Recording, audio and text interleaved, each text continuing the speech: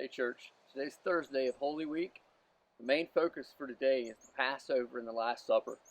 You can find the scripture readings for today in Matthew chapter 26 verses 17 through 30, as well as Mark 14 verses 12 through 26, in Luke chapter 22 verses 7 through 23, and in John 13 in verses 1 through 30. In an upper room, Jesus prepared both himself and his disciples for his death. I want to read the account in Mark chapter number 14 in verses 12 through 26 for us real quick.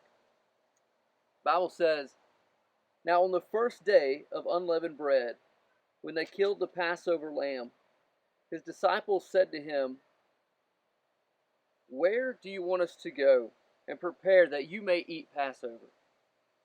And he sent out two of his disciples and said to them, 'Go into the city, and a man will meet you, carrying a pitcher of water. Follow him, and wherever he goes in, say to the master of the house, "The teacher says, where is the guest room in which I may eat the Passover with my disciples?" Then he will show you a large upper room, furnished and prepared. There make ready for us.' So his disciples went out and came into the city and found it just as he had said for them, and they prepared the Passover. In the evening he came with the 12. Now as they sat and ate, Jesus said, 'Assuredly I say to you, one of you who eats with me will betray me.' And they began to be sorrowful and said to him one by one, 'Is it I?' And another said, 'Is it I?' And he answered and said to them, 'It is one of the 12 who dips with me in the dish. The Son of Man indeed goes just as it is written of him. But woe to that man by whom the Son of Man is betrayed. It would have been good for that man if he had never been born.' And as they were eating, Jesus took the bread and blessed and broke it and gave it to them and said, 'Take, eat, this is my body.' Then he took the cup, and when he had given thanks, he gave it to them, and they all drank from it. And he said to them, 'This is my blood of the new covenant, which is shed for many. Assuredly I say to you, I will no longer drink of the fruit of the vine until that day when I drink it new in the kingdom of God.' And when they had sung a hymn, they went out to the Mount of Olives." Now, Jesus, on this day of Holy Week, Jesus gave the Passover a new meaning.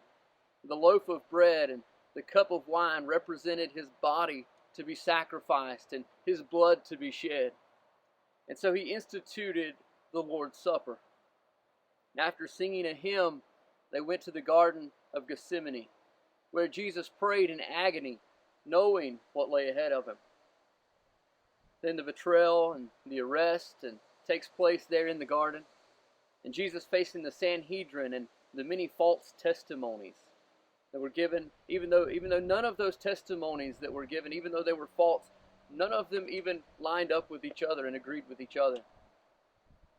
And then Peter's denying of Christ 3 times takes place before the rooster crows twice, just as Jesus had said it would.